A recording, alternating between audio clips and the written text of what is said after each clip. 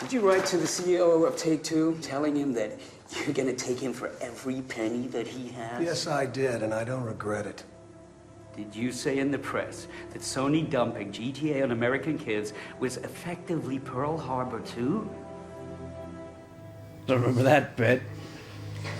Did I say that? Oh, that was bad. And now I think about it, taking him for everything it was worth it was also kind of bad. Maybe I should be taking out this case. Did he mean Pearl Harbor the film or Pearl Harbor the event? Because both could be equally as bad. It's going to be Pearl Harbor too? The movie? I did mean that. It was going to be just as bad as that film. Everyone took you at the event. Oh, God, no. Oh, man, that's bad.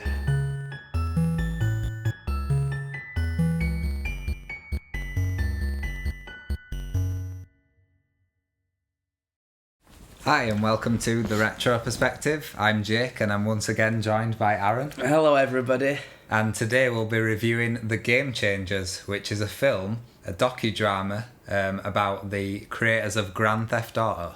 We sold 1 million units. 1 million. In one fucking day.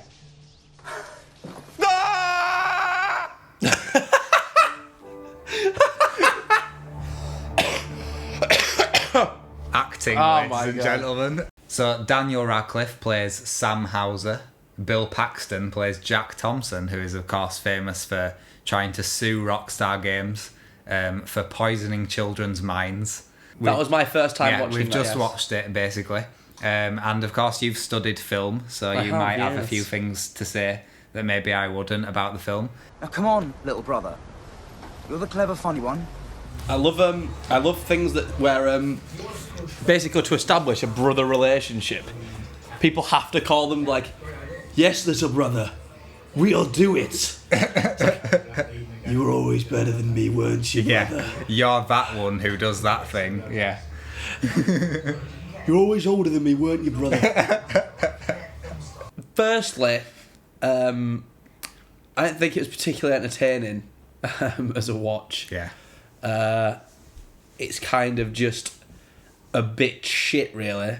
It certainly wasn't a good movie. It kind of just flows along from scene to scene, and you're just like, oh, yeah, it's the next scene. Like, pretty much. Oh, yeah, certainly from a movie perspective, it's pretty terrible. There's some really kind of wooden dialogue and acting, and even though it has got quite a good cast, weirdly, like Gendry from Game of Thrones, Harry Potter from Harry Potter, Bill Paxton from whatever he was in. Got some people in it.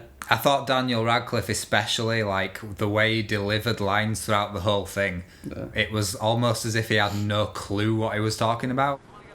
So whatever we do next, we have to take it to the next level. I know we're all excited about how Vice City's done, but EA are breathing down our necks and we have demanding fans. And for the next one, I want to create a completely real world, right, for grown-ups, where you don't have to become a penguin or some shitty hairy elf. How in traditional role-playing games, you can train yourself to be a better shitty swordsman or do better shitty little goblin spells. If you're going to make something about video games, you've got to know absolutely everything about it. Yeah. And when it's kind of like, and there'll be scenes where it's just like, man, we need to get some more mocap, it's shit. Or, nah, this is just shit, I want to have just proper animations. And it's kind of like, oh, well, I guess, people understand that, generally how a game is made. And, I'm sure they did the research into it and probably know more than we do about how to develop a game. But ultimately, it has to translate to the actors, it has to translate to everyone in, the script, just having those kind of lines in it. It's not particularly relevant, it's not important from a filmmaking perspective. Like The Social Network, for example, is a great example of a movie that's very similar to this. Yeah. Because it's just about some guys who did some shit, digital people who did something that we wouldn't understand. People in society are viewing them differently than they view themselves. They feel like they're doing nothing wrong.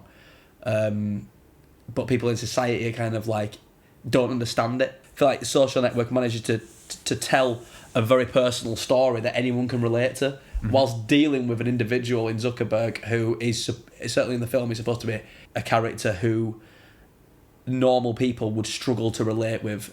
They still manage to tell a story that's very humanistic. Yeah. Whereas in this film, this docudrama, I don't feel like the characters are humanistic. Yeah, in it's any all way. just a bit like they're all very just, caricature. It's all just a bit caricature. Yeah. Right? You want to be a rock star, you've got to play the game.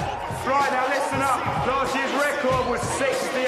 Anyone who beats that, you get the holiday and I'll throw in a triple heart bypass, alright? I like how they're all just like a bunch of like playboys who don't give a shit about what they've created. Just like, fucking have it, we're Rockstar Games, next one's gonna be fucking, I'm gonna have sex in it, and you're gonna be able to rape whoever you want, and we'll have little girls and we'll kill them. Like, yes, because we're untouchable. Not absurdly over the top, but at times, it's a bit absurdly over the top. At times, it does reach those levels because Daniel Radcliffe's Sam Hauser character he seems obsessed with getting this sex scene, the hot coffee scene from San Andreas. He's just obsessed in getting this in the game, and he's like, I want a proper sex scene this time round, but a full-on sex scene. If you treat Denise right, she'll have sex with you.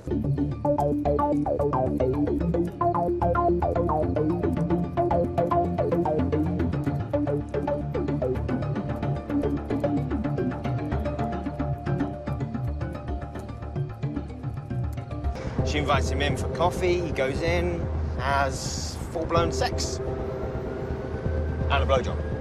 Sounds great. When can we see it? But it's really important for the vibe of the game, and it has to be as good as the best sex scenes in movies. This should be our next game. Table tennis. Yeah.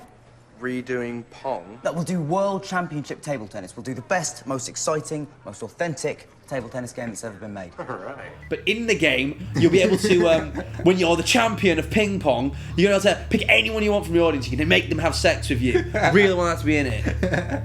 that's a really important aspect of the game. What's wrong with this country? I can walk down the road and get an Uzi if I want to. They're sending kids off to kill people in Iraq, and heaven for fucking bid anyone sees a woman's nipple.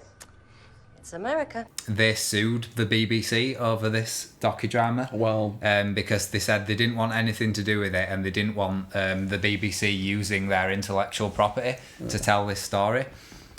So they had no communication between Rockstar and themselves. So I don't know how the BBC would even know this chain of events. Or how did know they have the all this? How did they even feelings. make this movie without Rockstar's permission? I've How no is that even idea, possible? but- It's all the logos, all the footage, everything like that. How could they? They got do it without sued. it? The BBC got sued, basically. That's shit from the BBC. That's our Yeah, money I that know. you're giving to Rockstar. You stupid dicks. We paid for that shit. Don't get sued.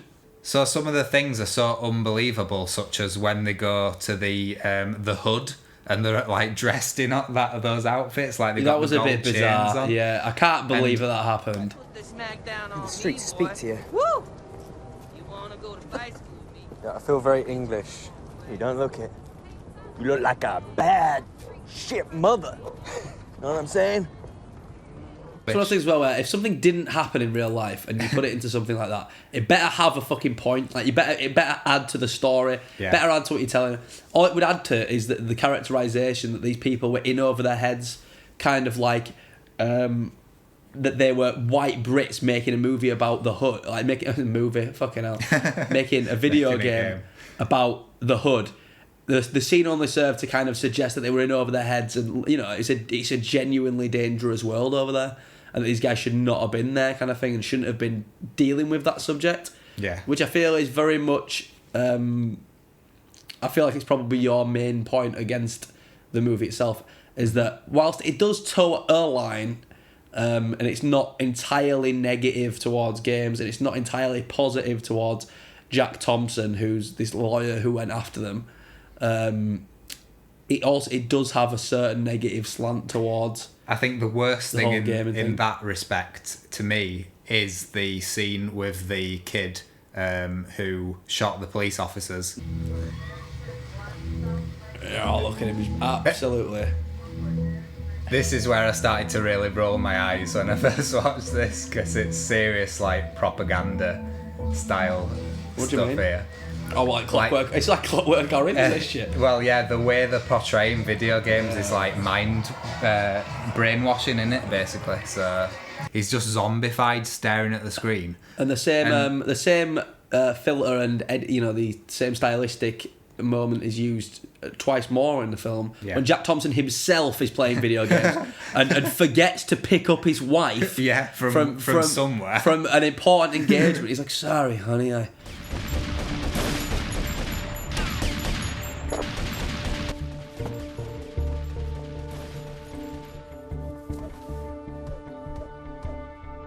long have you been playing that game? Patty. I didn't pick you up. I'm sorry. That's okay. The guy who uncovered the hot coffee mod, he's represented as basically coming home. His wife or whoever, again, very disinterested in his whole game. And he himself is immersed for days in playing Grand Theft Auto. And he's later on, he's like, yes, I've almost 100%ed it. I'm going to see what else I can find. I need your full name, son. Tommy Vercetti.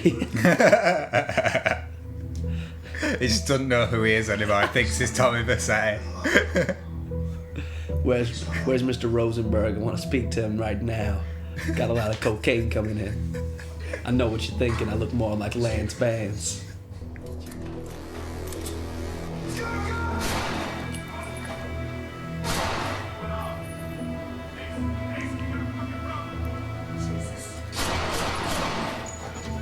Oh man, he's a good shooter as well. Yeah. Oh, you should go into the bathroom because that's where the dildo is.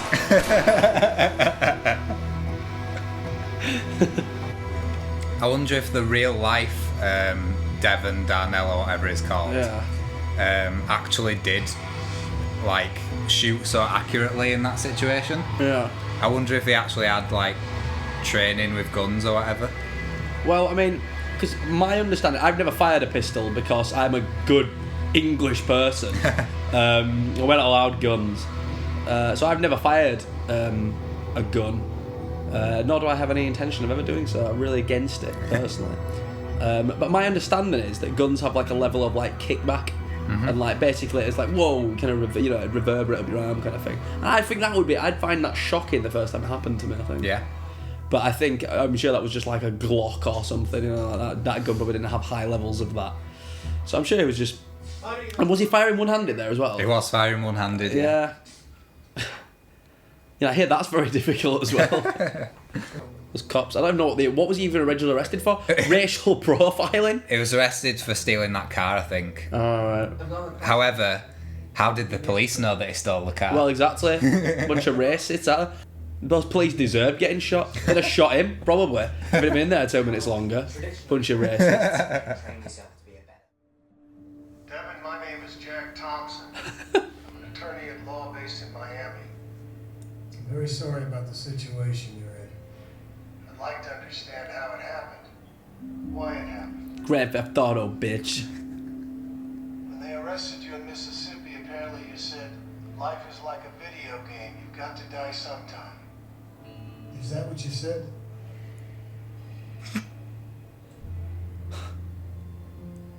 Who are you? Jack Thompson, I told you already. What did you think of the character of Jack Thompson? Like, there was a scene where he was praying. If this is your will, Father, show me a sign. And stop me from hating them. Give me the strength to not hate them. Hey, fella! Move along, please! Can you please stop praying? Can you give me a sign? They're just like, hey there, buddy, move on. Yeah. You've just gotta move on. What's that? Move on? Move on from the golf course. We wanna go. We're trying to hit 9 here. He's obviously a religious person He's a in God-fearing, real life. yeah, exactly. He's a good God-fearing, born-again Christian. Yeah. Who takes 2 things seriously in life. No, 3 things. His family, fighting video games, evil video game bastards, and golf. Loves playing golf, so he was out on the golf course praying, saying, please God, just show me a sign. Nothing happened. And then the hot coffee thing happened. He was like, I prayed for this. I prayed for this moment. It's like, you prayed that they'd put in some depraved sex scenes in a game. That's what you prayed for. Yeah. I feel like it did 2 things. It made him seem a bit mental. Which he is in real life. Well, yeah, that's your opinion. He was disbarred from the thing. But also, it does make him seem like a relatively sympathetic character at times. Quite a lot of the time. Yeah. Especially when his son's being, like, bullied and stuff at school. Yeah. Do you think you can win? We will win, I promise you, because I will fight this as hard as I've ever fought anything. And because I believe what Martin Luther King said. The arc of history is long, but it bends towards justice. He'd just been reading up black people's quotes before he went there. It's Hillary Clinton. For you.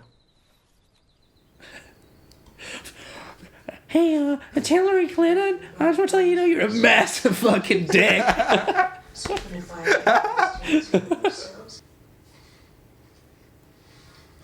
Wonder who's going to be playing Clinton. They said that. They said off field. It's a very left field casting of Hillary Clinton in this.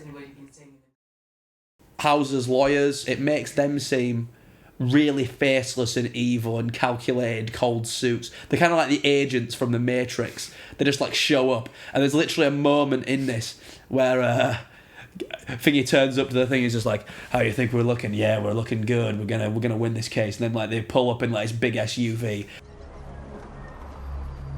Who are they? Blank Rome, Rockstar's lawyers. Blank Rome, Rockstar's lawyers, best lawyers in the world. It ends up being like more of a thing between him and those lawyers. Like in the end, he's literally saying these lawyers have a problem with me, and it's like clearly they're just representing Rockstar. They don't have anything to do with the video games. Well, who they represent? He ends up hating the lawyers more than I think Rockstar themselves. Why do I do it? What can I say? Because I'm Batman. Why do you do what you do? Why do I do it? I'm just Batman. Like, proper like defining the character in some random conversation. There's a lot of exposition in there, like the opening, how we even find out about him. He seems to be getting he receives a phone call of we don't even find out, I'm pretty sure. And he's just like, why do I do it? And I guess I'm Batman, just joking as if he was like such a noble hero. But the whole scene is just like a ton of exposition to show us his character. So heavy-handed, just does not feel organic in the slightest. Yeah. Trying to build a new game engine is about producing an authenticity to a movement, right? Yeah.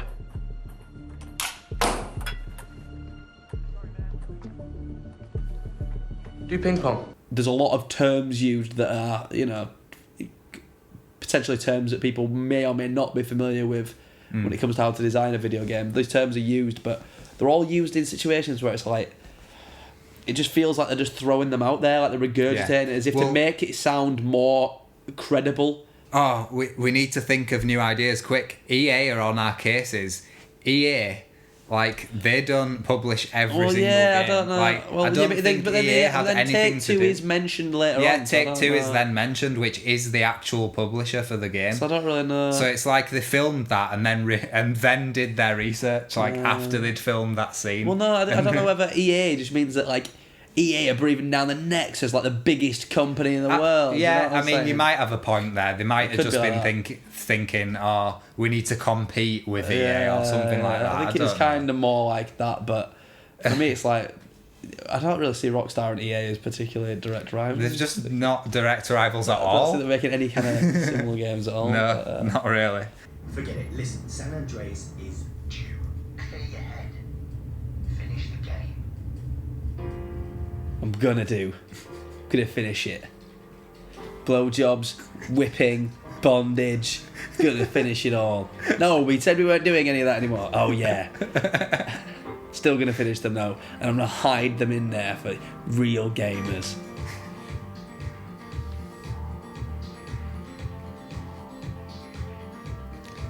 This realistic representation of what it is like to design a video game. You just go. It's a you have a montage.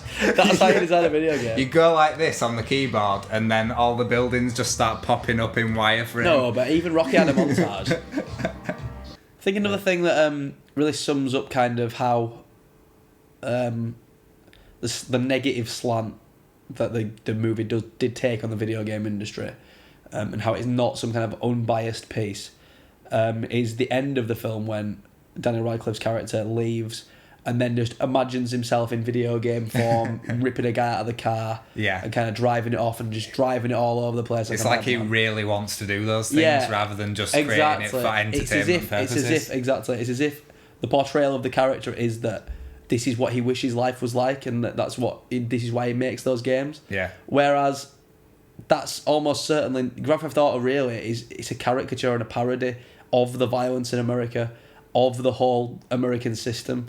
It's just like a caricature. The whole world is a caricature of America and the people that exist in America and the laws that are allowed to exist in America and the way that everyone behaves in America. What little regard these game designers, these Brits, have for our... These damn Brits bringing this sex over to America. Damn Brits. Babies used to be delivered by a stock before they came over here. Used to be a country built on virtues and valor. You know, occasionally murdering, genocide, and oppressing races that didn't look like us. Isn't that right, Hillary? Yes, it is. And not just America, but you know, obviously America's influence on the West in general. Yeah. That's what the games are about. The violence is not glorified at all. It's caricatured in a way to highlight how utterly ridiculous it is that this kind of violence is just kind of like you know, one of the things that you can just do in the game is just shoot someone randomly on the street.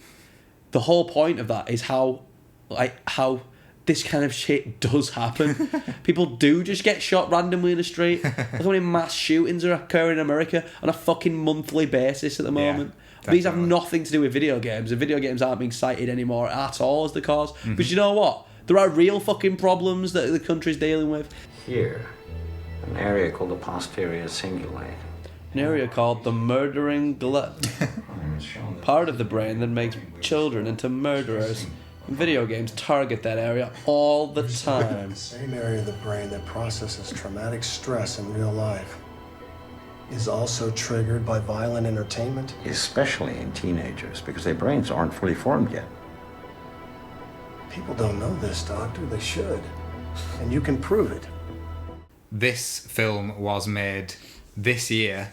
Doesn't feel like it, does it? For current audiences, and the studies it references, and then the lead off of that, which advertises like another BBC programme studying video games and video game violence. It never makes an attempt to like say, oh well, these studies have actually been completely proven to be wrong now, because they have. Like, I've looked into this many times when these controversies arise, and the studies usually point to video games being helpful rather than harmful to people's mental health.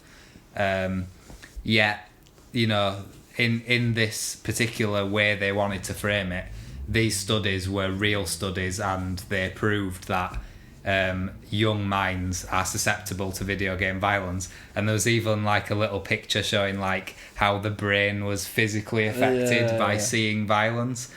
He's got his big civil case. You know how he gets. You just wait until Manhunt comes out. That'd be the ultimate twist in it. It's just like, okay, just go up to your room and play some of those video games. But Dad, nah, he won't know. He's like, okay, I'll play this new one I got. Manhunt! Comes downstairs and bashes their head in with a fucking hammer. He's just like, no, it's video games. Damn it. They got my son.